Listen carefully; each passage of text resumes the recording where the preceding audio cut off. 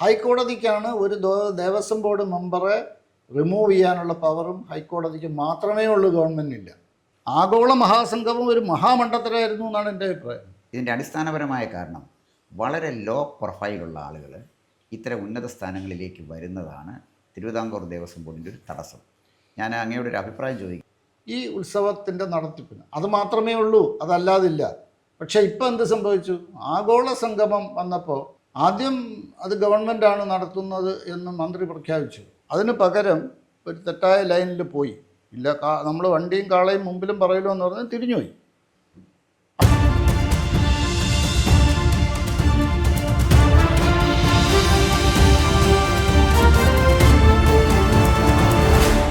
ശ്രീ ശബരിമല എല്ലാ കാലത്തും എന്നും ജനങ്ങളെ ആകർഷിക്കുന്ന മഹാക്ഷേത്രങ്ങളിലൊന്നാണ്, ഒരു വലിയ തീർത്ഥാടന കേന്ദ്രമാണ്.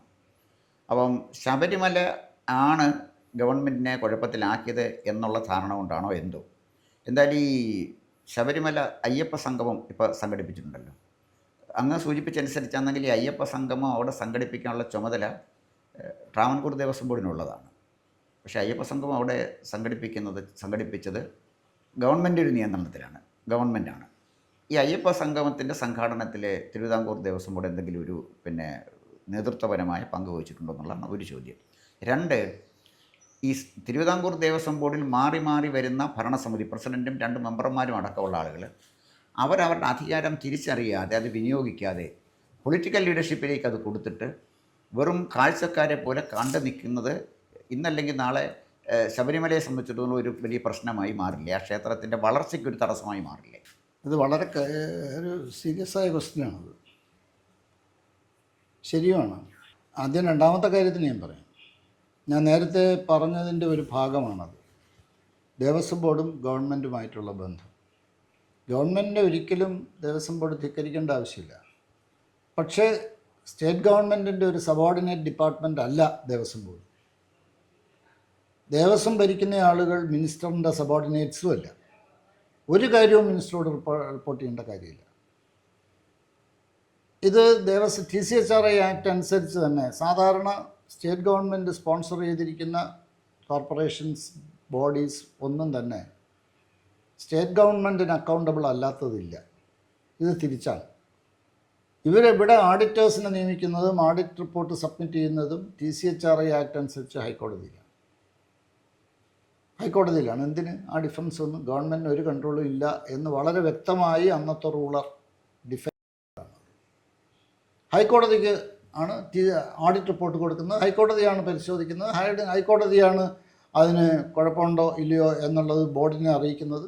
ഹൈക്കോടതിക്കാണ് ഒരു ദേവസ്വം ബോർഡ് മെമ്പറെ റിമൂവ് ചെയ്യാനുള്ള പവറും ഹൈക്കോടതിക്ക് മാത്രമേ ഉള്ളൂ, ഗവൺമെൻറ്റിനില്ല. ഇതാണ് ആ ബോർഡ്. ഒരു പ്രൂവ്ഡ് മിസ്കോണ്ടക്റ്റിൻ്റെ പേരിൽ ഹൈക്കോടതി സിംഗിൾ ജഡ്ജ് പ്രൂവ്ഡ് മിസ്കോണ്ടക്റ്റ് ഉണ്ടെന്ന് കണ്ടാൽ ഡിവിഷൻ ബെഞ്ചിന് റെഫർ ചെയ്ത് ഡിവിഷൻ ബെഞ്ചിൻ്റെ ഉത്തരവനുസരിച്ച് മാത്രമേ ഒരു ദേവസ്വം ബോർഡ് മെമ്പറെ മാറ്റാൻ പറ്റൂ. ഇത്രയും ഇമ്മ്യൂണിറ്റി ഉള്ളൊരു പോസ്റ്റാണ്. പിന്നെന്തിനാ? അപ്പോൾ മനസ്സിലായില്ലേ? അപ്പോൾ ഗവൺമെൻറ്റിനൊന്നുമില്ല. പക്ഷേ എന്ത് സംഭവിച്ചു എന്ന് പറഞ്ഞാൽ ഇപ്പോൾ എല്ലാവരും ചോദിക്കും ശബരിമലയിലെ ഉത്സവം നടത്തുന്ന ഗവൺമെൻറ് അല്ലേ? ആ ഒരു ധാരണ വന്നിട്ടുണ്ട്. ആ ധാരണ വന്നത് എന്താണെന്ന് ചോദിച്ചാൽ 92-93 കാലഘട്ടത്തിൽ ശബരിമല ഉത്സവം ആകെ ഫ്ലോപ്പായി. അവിടെ അന്ന് 92 തോന്നുന്നു, ഇലക്ട്രിസിറ്റി പോയി, കറണ്ടില്ല, കാനന പ്രദേശത്തൂടെ ആളുകൾക്ക് കയറിപ്പോകണം, ട്രാൻസ്പോർട്ട് പണി മുടക്കി, വാട്ടർ സപ്ലൈ നിലച്ചു. ഈ സാഹചര്യത്തിൽ ഹൈക്കോടതി ചോദിച്ചു, ഇതെന്താ ഇവിടെ ഒരു ഗവൺമെൻറ് ഇല്ലേ സഹായിക്കണ്ടേന്ന് ചോദിച്ചു.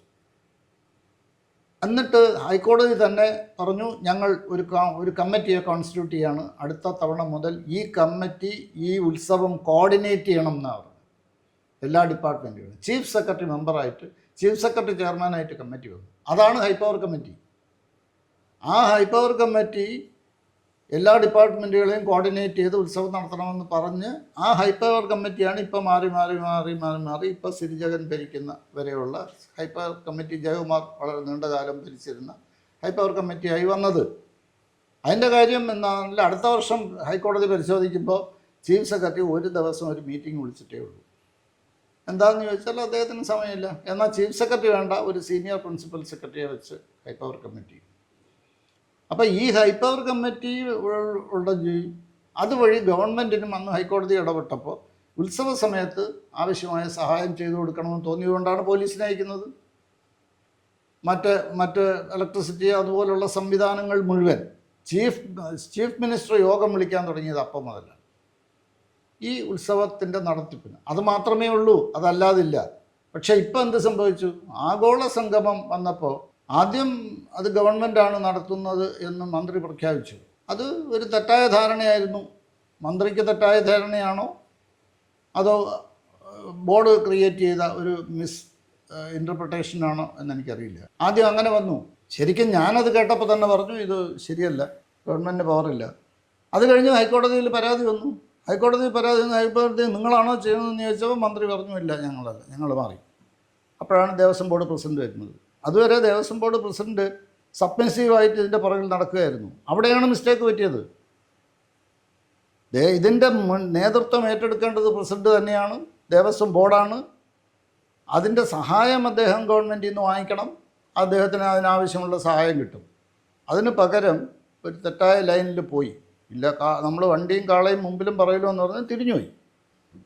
അവിടെയാണ് സംഭവിച്ചത്. കുറേ കഴിഞ്ഞപ്പോൾ കാര്യങ്ങൾ കൈവിട്ടു പോയി. ആഗോള മഹാസംഗമം ഒരു മഹാമണ്ഡത്തരായിരുന്നു എന്നാണ് എൻ്റെ അഭിപ്രായം. കാര്യം ആഗോള അയ്യപ്പ സംഗമമൊന്നും അല്ലത്. ഞാൻ 75 വർഷം ഇപ്പോൾ ദേവസ്വം ബോർഡ് കോൺസ്റ്റിറ്റ്യൂട്ട് ചെയ്തിട്ട് തികഞ്ഞു എന്നാണ് ദേവസ്വം ബോർഡ് കണക്ക് കൂട്ടിയത്. അത് കലണ്ടറിൽ എന്തോ മിസ്റ്റേക്ക് ഉണ്ടെന്ന് തോന്നുന്നു. എനിവേ 75ാം വർഷം ആഘോഷിച്ചതാണ്. ഒരു വർഷത്തിന് മുമ്പ് ഒരു വർഷം തുടർച്ചയായി ആഘോഷം നടത്താൻ ഒരു കമ്മിറ്റി ഉണ്ടാക്കി. ആരെയൊക്കെ വെച്ച് അവിടെ ഒരു കമ്മിറ്റി ഉണ്ടായി. അറിയപ്പെടുന്ന ആരും ഉണ്ടായില്ല, ഞാൻ അറിഞ്ഞില്ല. എന്നെ വിളിക്കാൻ കണ്ട് ഇതേം പോയില്ല. ഓവർ ഫോൺ ഇങ്ങനെ ഒരു നോട്ടീസ്. ആ 75 സംവത്സരത്തിൻ്റെ ആഘോഷത്തിൻ്റെ സമാപനമാണ് അയ്യപ്പ സംഗമം. ആ അയ്യപ്പ സംഗമത്തിന് എന്താണ് അവിടെ ശബരിമലയുടെ വികസനത്തിന് വേണ്ടി സംഘടിപ്പിച്ചതാണ്. അതിന് ആളുകളെ പ്രതിനിധികളെ വിളിച്ചു. പ്രതിനിധികൾ എത്ര? 3000. എവിടെ നിന്നാണ് വന്നത്? അവർ ഓൺലൈൻ ബുക്ക് ചെയ്തിരിക്കുന്നവർ. ഓൺലൈൻ ബുക്കിംഗ് എന്നാ തുടങ്ങിയത്? ഒരു 5 വർഷമായുള്ളൂ. 5 വർഷത്തിന് ശേഷം ശബരിമലയിൽ വന്നിട്ടുള്ള ആളുകളാണ് പ്രതിനിധികളായിട്ട് വന്നത്.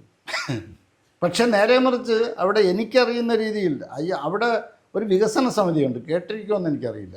അതും ഹൈക്കോടതി കോൺസ്റ്റിറ്റ്യൂട്ട് ചെയ്തതാണ്. അത് ഒരു ട്രസ്റ്റാണ്. ശബരിമലയിലെ ഡെവലപ്മെൻറ്റ് ആക്ടിവിറ്റീസിന് വേണ്ടി പണം സ്വരൂപിക്കാൻ ഹൈക്കോടതി അപ്പോയിൻ്റ് ചെയ്തൊരു ട്രസ്റ്റാണ്.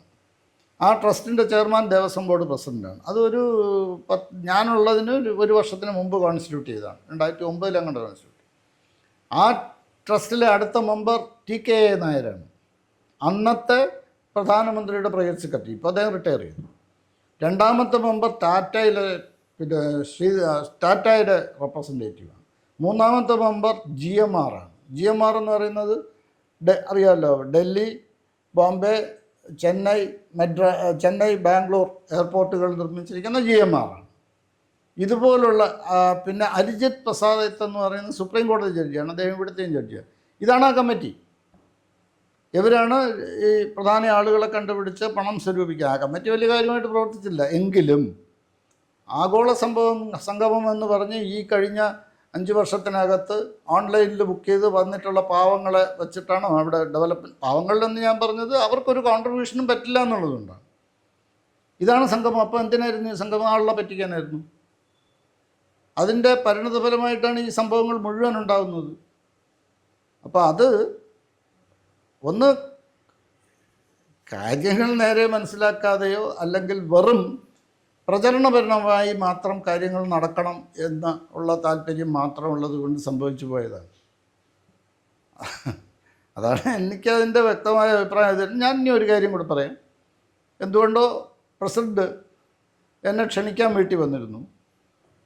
അദ്ദേഹം വേറെ ആരെയും അങ്ങനെ പോയി ക്ഷണിച്ചില്ല എന്ന് പറഞ്ഞു. എന്നെ ക്ഷണിക്കാൻ വന്നു. എനിക്ക് വളരെ സന്തോഷം. അദ്ദേഹം ചാർജ് എടുക്കുന്നതിന് മുമ്പും എന്നെ വന്ന് കണ്ടിട്ട് പോയി.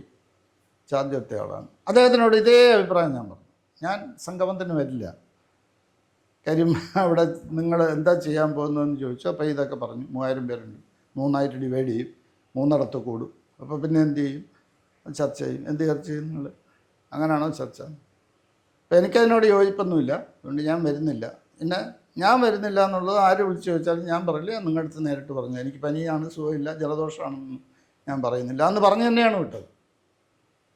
അപ്പം അതുകൊണ്ട് എനിക്ക് ഇനി അതൊന്നും ഡിസ്ക്ലോസ് ചെയ്യാം, അതുകൊണ്ടാണ് ഞാൻ ഇനി ഡിസ്ക്ലോസ് ചെയ്യാൻ കുഴപ്പമില്ല എന്ന് പറയുന്നത് കൊണ്ടാണ്. സാർ ഇത് പിന്നെ അങ്ങ് കൃത്യമായി കാര്യങ്ങൾ പറഞ്ഞു. ഈ തിരുവിതാംകൂർ ദേവസ്വം ബോർഡിനുള്ള അനന്തമായ അധികാരത്തെക്കുറിച്ച് പറഞ്ഞു. ശരിക്കും പറഞ്ഞാൽ ഇത് പറഞ്ഞപ്പോൾ എനിക്കൊരു ഓർമ്മ വരുന്നത്, ഈ ഒരു കയ്യിൽ വാളും മറ്റു കയ്യിൽ പരിചയം കൊടുത്തു കഴിഞ്ഞപ്പോഴേ ഞാൻ ഇനി ഏത് കൈ കൊണ്ട് യുദ്ധം ചെയ്യുമെന്ന് പറഞ്ഞ് കരഞ്ഞ ഒരു മണ്ടൻ പട്ടാളക്കാരൻ്റെ സ്ഥിതിയിലാണ്, ഒരു ഭടൻ്റെ സ്ഥിതിയിലാണ് രാജഭരണകാലത്തെ ഈ മാറി മാറി വന്ന ഈ ദേവസ്വം ബോർഡിലെ ഈ പ്രസിഡൻറ്റും മെമ്പർമാരും അടക്കമുള്ള ആളുകളെല്ലാം. ഇതിൻ്റെ അടിസ്ഥാനപരമായ കാരണം വളരെ ലോ പ്രൊഫൈലുള്ള ആളുകൾ ഇത്തരം ഉന്നത സ്ഥാനങ്ങളിലേക്ക് വരുന്നതാണ് തിരുവിതാംകൂർ ദേവസ്വം ബോർഡിൻ്റെ ഒരു തടസ്സം. ഞാൻ അങ്ങയുടെ ഒരു അഭിപ്രായം ചോദിക്കുന്നത്, ഈ തിരുവിതാംകൂർ ദേവസ്വം ബോർഡിൻ്റെ തന്നെ നിയന്ത്രണത്തിൽ വേണമെന്നില്ലല്ലോ ശബരിമല. ശബരിമല ക്ഷേത്രത്തിന് ഒരു പ്രത്യേക ബോഡി കോൺസ്റ്റിറ്റ്യൂട്ട് ചെയ്ത് അത് ദേശീയ തീർത്ഥാടന കേന്ദ്രമാണ്. സ്റ്റേറ്റ് ഗവൺമെൻറ്റിൻ്റെയും സെൻട്രൽ ഗവൺമെൻറ്റിൻ്റെയും നിയന്ത്രണത്തിൽ ഇത് കൊണ്ടുവന്നാൽ ഒരു പരിധിവരെ ഈ അവിടുത്തെ കൊള്ള തടയാനൊക്കുമോ? അതാണ് എൻ്റെ ഒരു സംശയം. രണ്ട്, അങ്ങ് എനിക്കറിയാവുന്ന മറ്റ് ചില ആളുകൾ, ഉണ്ണികൃഷ്ണൻ പറ്റി മാത്രമല്ല, ശബരിമല സന്നിധാനത്തെ ശബരിമല ക്ഷേത്രത്തിനെ നിയന്ത്രിക്കുന്ന പുറമേയുള്ള ചില ആളുകളുണ്ട്. അവരും ഈ ദേവസ്വം ബോർഡ് ഉദ്യോഗസ്ഥന്മാരുമായുള്ള അവിഹിത ബന്ധമാണ് പലപ്പോഴും പല കാര്യങ്ങളിലും തീരുമാനമെടുക്കുന്നത്, നിയന്ത്രിക്കുന്നതിൻ്റെയൊക്കെ കാര്യം. അത് പലർക്കും അറിയാം, പകലുപോലെ എല്ലാവർക്കും അറിയാം, പക്ഷേ അങ്ങേക്കും അറിയാവുന്ന കാര്യമാണ്. ഇങ്ങനെ പോയാൽ ശബരിമല അപകടകരമായ സ്ഥിതിയിലേക്ക് പോകുമെന്ന് എനിക്ക് തോന്നുന്നു. ശബരിമല ക്ഷേത്രത്തെ ഒന്ന് പിന്നെ ഈ അപജയത്തിൽ നിന്ന് രക്ഷപ്പെടുത്തിയെടുക്കാൻ അങ്ങേക്കൊരു നിർദ്ദേശം എന്തായിരിക്കും പറയാനുള്ളത്? കൂടുതൽ വാർത്തകളും വിശേഷങ്ങളും നേരിട്ട് ലഭിക്കാൻ ജനങ്ങളിൽ നിന്ന് ജനങ്ങളിലേക്ക് ജനഭൂമി ന്യൂസ് സബ്സ്ക്രൈബ് ചെയ്യൂ. ബെൽ ബട്ടൺ അമർത്താനും മറക്കരുത്.